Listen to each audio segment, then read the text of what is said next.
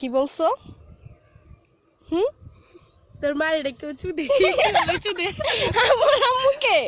আমার আম্মুকে তোমার কি আছে দেখি?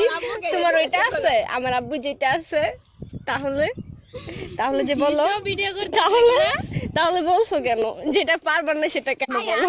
তুমি বলো আমার মার চুল ছিঁড়া দিবা, এটা পারতে পারো, কিন্তু এইসব কি আগলা লাগানো যায়, তারপরে তুমি আগলা লাগাও। আগলা? তোর নলেজ আছে তুই লাগাস।